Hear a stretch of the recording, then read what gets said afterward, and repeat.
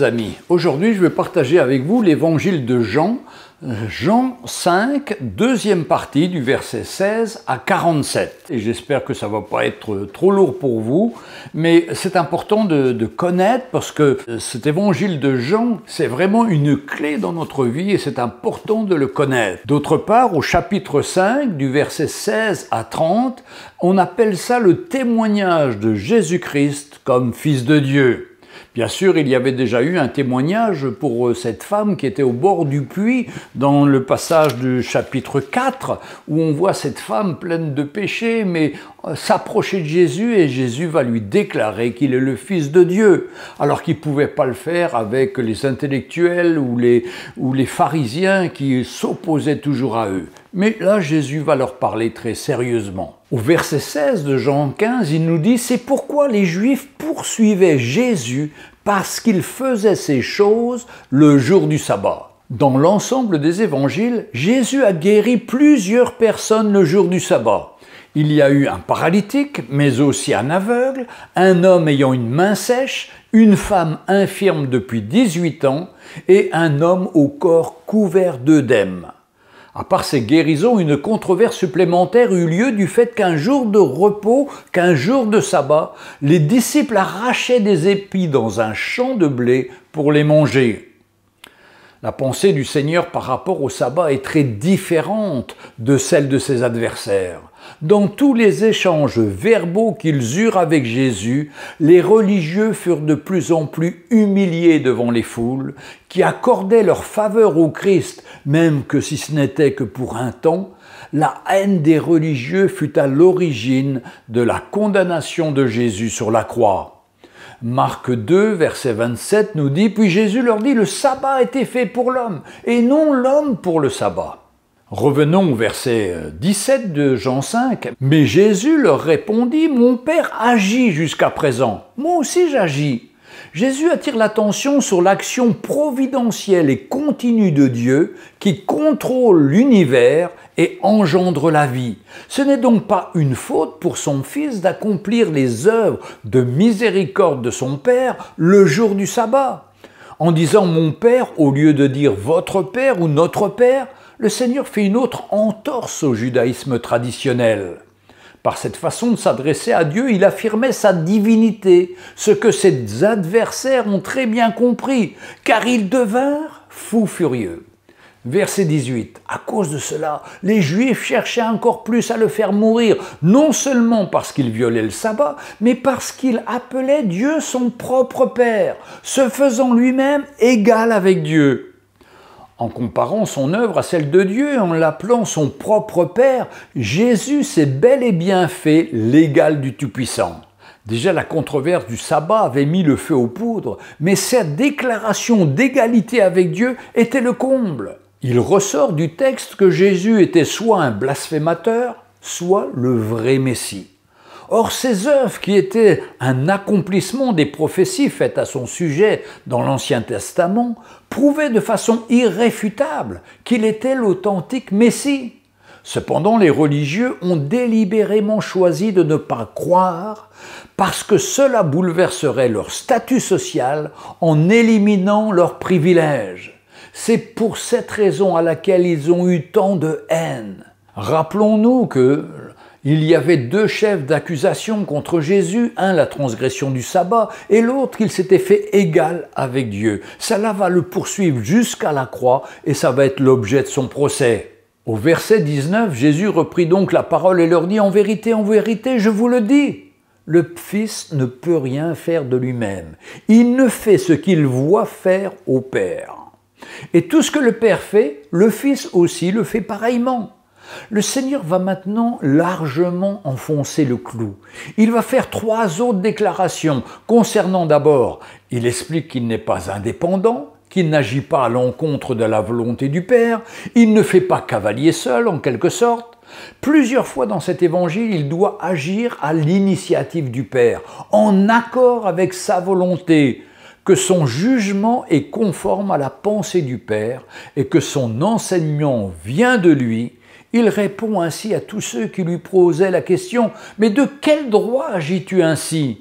En deux mots, le Fils imite le Père et tous deux œuvrent toujours ensemble. Verset 20, « Car le Père aime le Fils et lui montre tout ce qu'il fait, et lui montrera des œuvres plus grandes que celles-ci, afin que vous soyez dans l'étonnement. » Cette dépendance du Fils à l'égard du Père fonctionne à l'intérieur de la Trinité. Le cadre divin d'un partenariat d'amour et d'une délégation d'autorité totale. Verset 21, « Car comme le Père ressuscite les morts et donne la vie, ainsi le Fils donne la vie à qui il veut. » Le pouvoir de ressusciter des morts appartient à Dieu seul. La deuxième affirmation de Jésus est qu'il donne la vie à qui il veut, qu'elle soit spirituelle avec le pardon des péchés ou physique, comme dans le cas de Lazare. Cette prérogative qui est de donner la vie sous-entend aussi que Jésus guérit qui bon lui semble. Comme le paralytique dans l'évangile de Jean, chapitre 5, les premiers versets, à la piscine de Bethsaïda. Le Seigneur lui-même ressuscita des morts parce qu'il est Dieu. Le don des guérisons que possédaient les apôtres, tels que Paul et Pierre dans le Nouveau Testament, était accompagné du pouvoir de ramener les morts à la vie. Au verset 22, le Père ne juge personne, mais il a remis tout jugement au Fils. La troisième affirmation de Jésus est que son pouvoir de donner la vie est associé à celui qu'il possède de juger l'humanité. Le Père a en effet placé cette autorité entre ses mains. Il l'exercera en particulier à la fin des temps. Un jour, en effet, tous les hommes de tous les temps comparaîtront devant lui, et cela inclut ainsi chacun d'entre nous. Ce jugement n'est pas le même pour tous. Le Nouveau Testament enseigne que la fidélité des chrétiens sera évaluée devant le tribunal de Christ. Voici ce que dit l'apôtre Paul dans une de ses lettres, 2 Corinthiens 5, verset 10. « Car il nous faut tous comparaître devant le tribunal de Christ, afin que chacun reçoive selon le bien ou le mal qu'il aura fait, étant dans son corps. Par contre, ceux qui n'ont pas fait confiance au Christ seront condamnés lors du jugement dernier. » Là aussi, je cite le passage d'Apocalypse 20, verset 12, « Et je vis les morts, les grands et les petits, qui se tenaient devant le trône. Des livres furent ouverts, et un autre livre fut ouvert, celui qui est le livre de vie. Et les morts furent jugés selon leurs œuvres, d'après ce qui était écrit dans ces livres. » Apocalypse 20, verset 15, « Quiconque ne fut pas trouvé écrit dans le livre de vie fut jeté dans les temps de feu. » Jésus est venu sur la terre une première fois pour sauver les perdus. La seconde fois, ce sera en tant que juge suprême du ciel et de la terre qu'il va revenir. Verset 23, « Afin que tous honorent le Fils comme ils honorent le Père, celui qui n'honore pas le Fils n'honore pas le Père qui l'a envoyé. » L'unité entre Jésus et le Père est absolument parfaite, ce qui implique que celui qui honore le Père honore le Fils, et réciproquement. Mais ne pas accepter le Fils, c'est rejeter le Père. Jésus se met sans discussion au même niveau que Dieu le Père.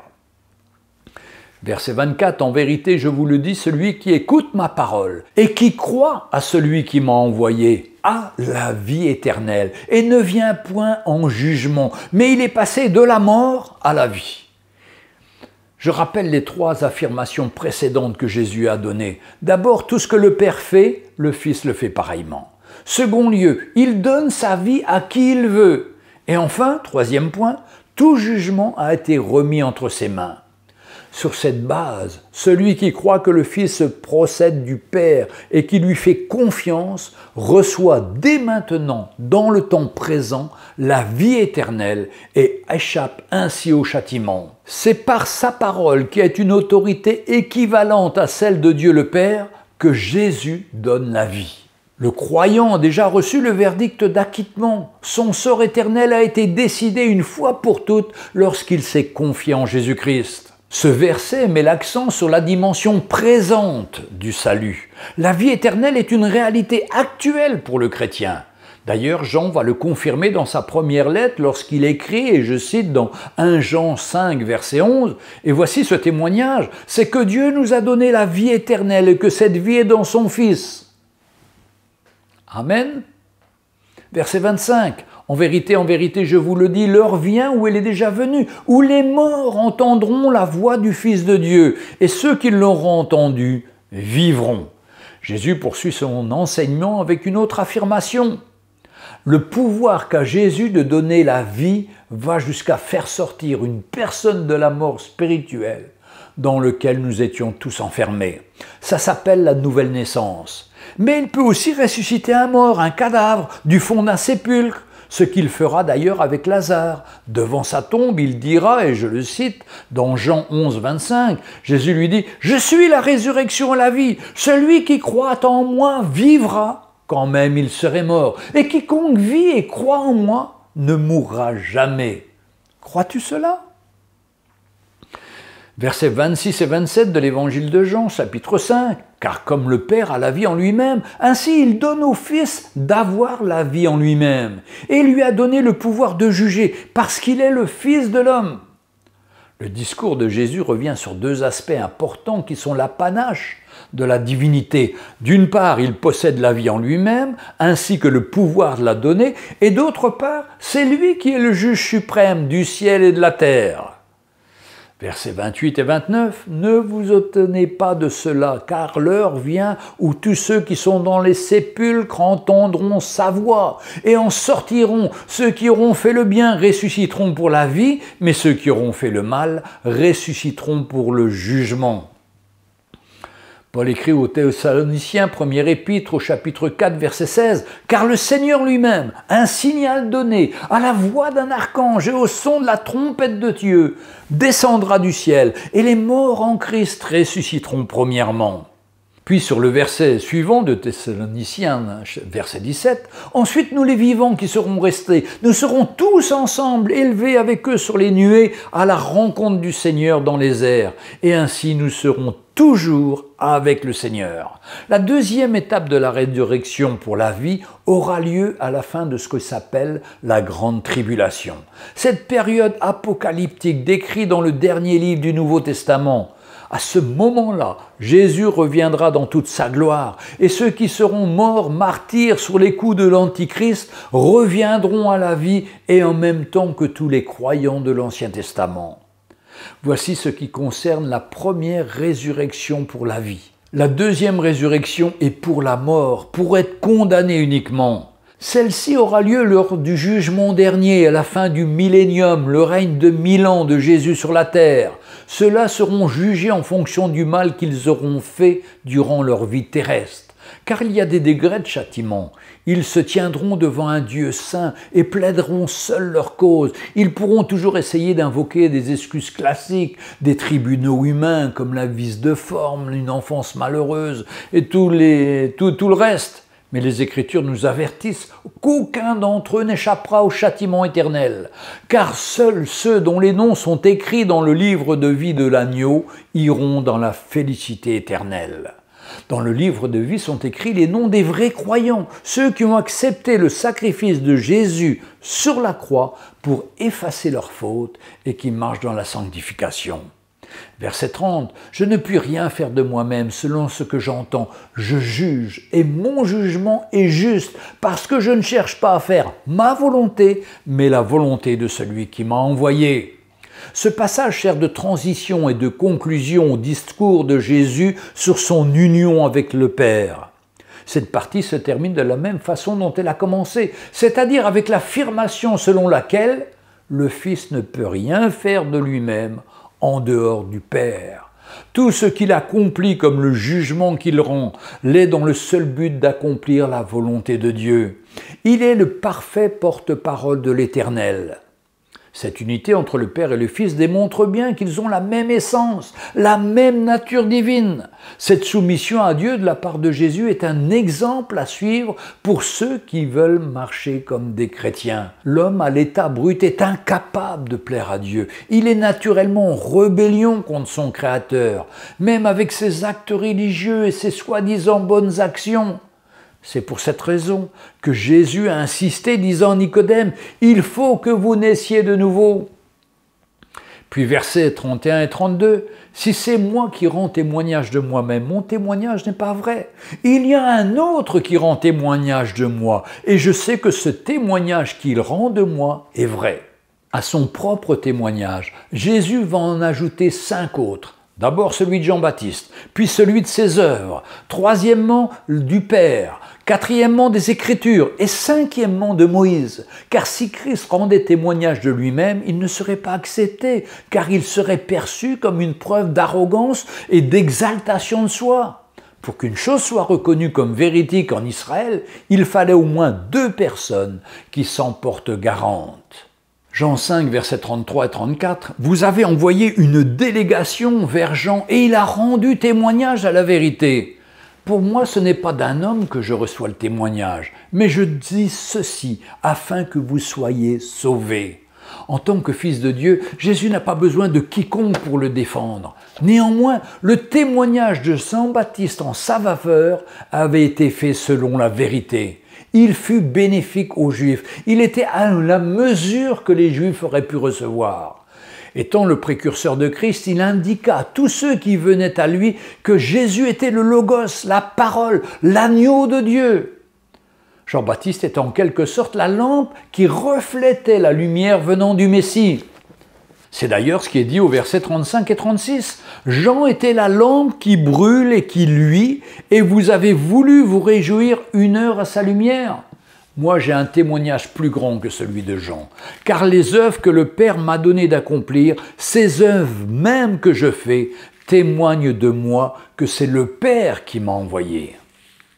Bien que Jean-Baptiste fût un formidable flambeau de Dieu, il ne fit aucun acte extraordinaire. Pendant un temps, les chefs des Juifs l'ont écouté. Cependant, ils ont reçu son message que superficiellement et sans percevoir la véritable source de la lumière, la profondeur du message qui était porté par Jésus. Pourtant, les prodiges que Jésus accomplit sont des signes et la preuve de sa divinité. Durant 3 années de son ministère, il a probablement guéri des milliers de personnes.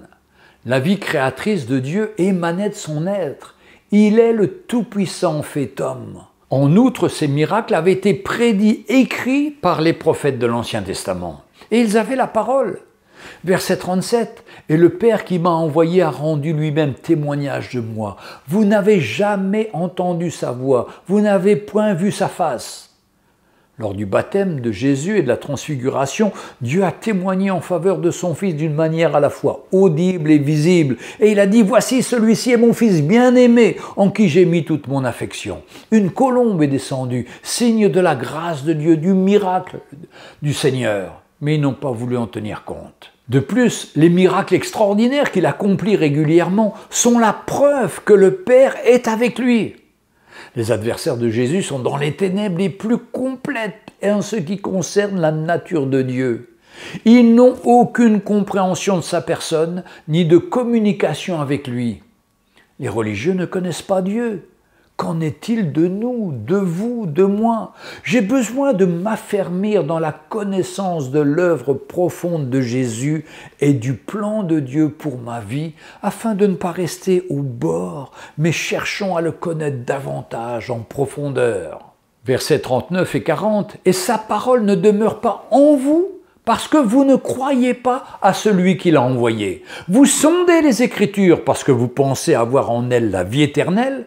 Ce sont elles qui rendent témoignage de moi. Et vous ne voulez pas venir à moi pour avoir la vie. » Ceux qui s'opposent à Jésus étudient pourtant les Écritures, c'est-à-dire l'Ancien Testament, avec une grande application. Ils croyaient que celui qui avait une compréhension intellectuelle des mots et des phrases participerait au monde à venir.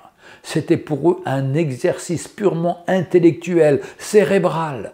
De plus, dans leur arrogance, ils considéraient ceux qui n'avaient pas d'éducation et qui étaient ignorants de la loi comme des maudits. Or, la lecture et la méditation des textes sacrés ne sont pas une fin en soi, mais le moyen de découvrir Dieu et ce qu'il exige de chaque homme.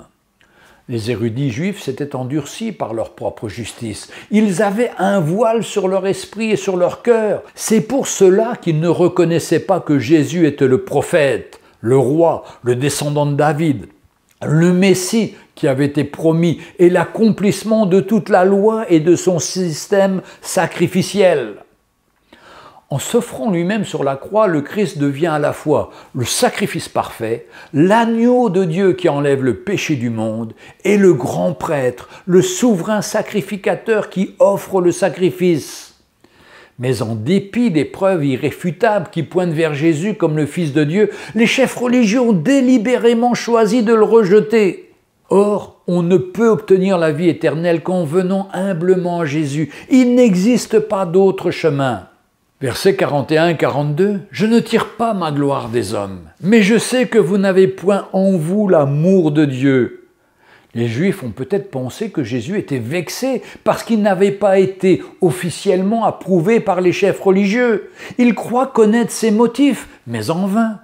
Par contre, lui a mis le doigt sur leurs problèmes de fond.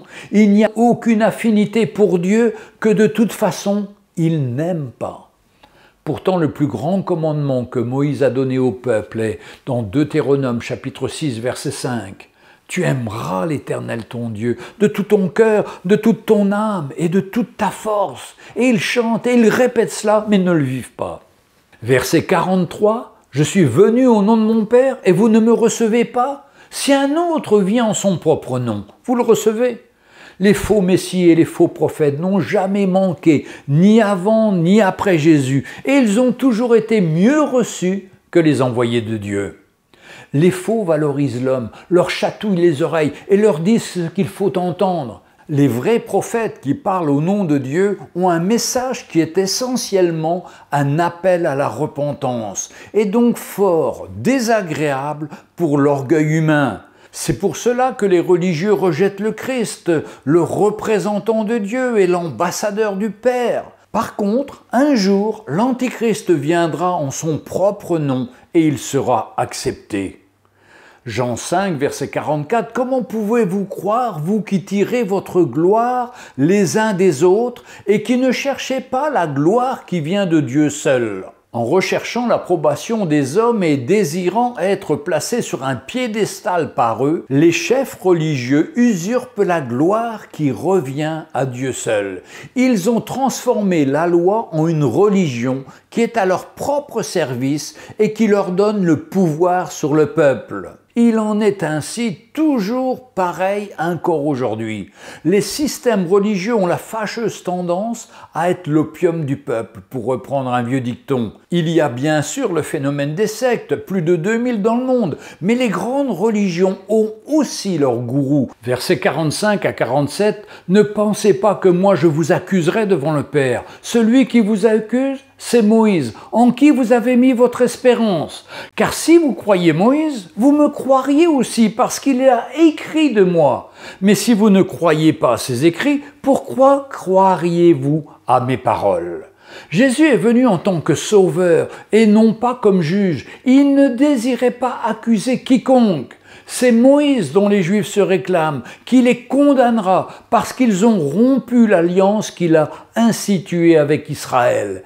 Et ils ont rejeté le prophète par excellence, au sujet duquel Moïse avait écrit. Les chefs religieux pensaient qu'en suivant les règles complexes et contraignantes qu'ils avaient ajoutées à la loi, cela leur garantissait le salut. Eh bien, si les Juifs avaient vraiment cru Moïse, ils auraient accepté le Christ, car toute la loi préparait et annonçait sa venue.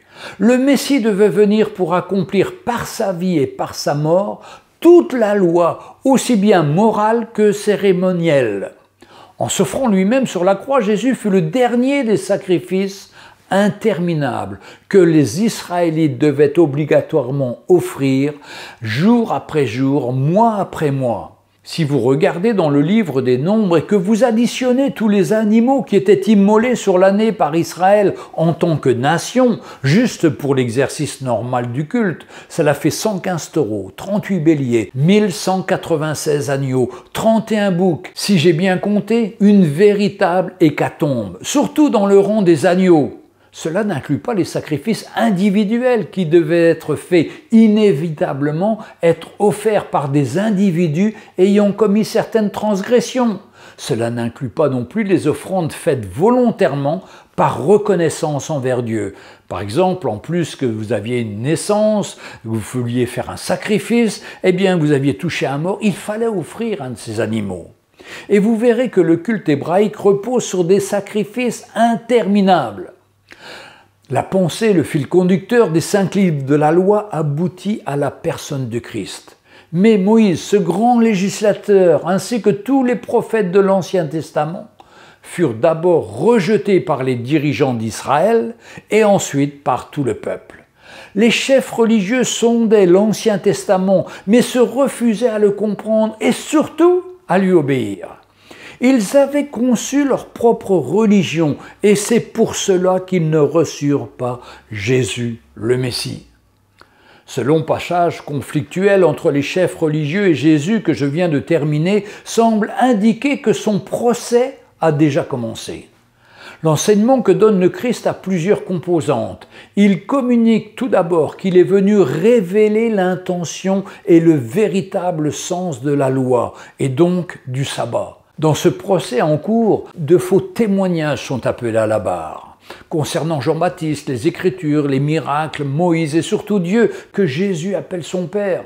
Finalement, ce sont les chefs des Juifs et non Jésus qui sont sur la sellette et accusés d'incrédulité.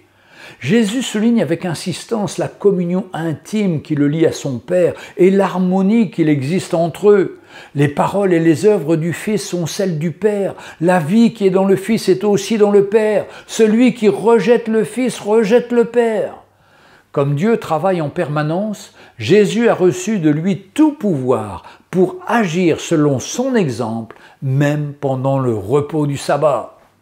Et je vous termine par cette phrase. Oui, nous avons dépassé le sabbat. Trop de gens aujourd'hui encore veulent imposer le sabbat, veulent faire le culte le samedi au lieu du dimanche, parce qu'ils disent que c'est Constantin qui a donné le dimanche. Pas vrai! Jésus est ressuscité le premier jour de la semaine, qui était un dimanche, et les chrétiens se réunissaient pour se rappeler le souvenir de la résurrection du Seigneur, et pour l'honorer, parce que Jésus est vivant. Ceux qui fêtent le samedi, ils fêtent la tradition, et ils reviennent dans les pas du sabbat. Le Seigneur nous a libérés. Servons le Seigneur avec notre cœur, mes frères et sœurs. Et n'ayons pas honte, et au contraire, soyons reconnaissants pour ce qu'il nous a acquis à travers sa vie et son sacrifice. Que le Seigneur vous bénisse.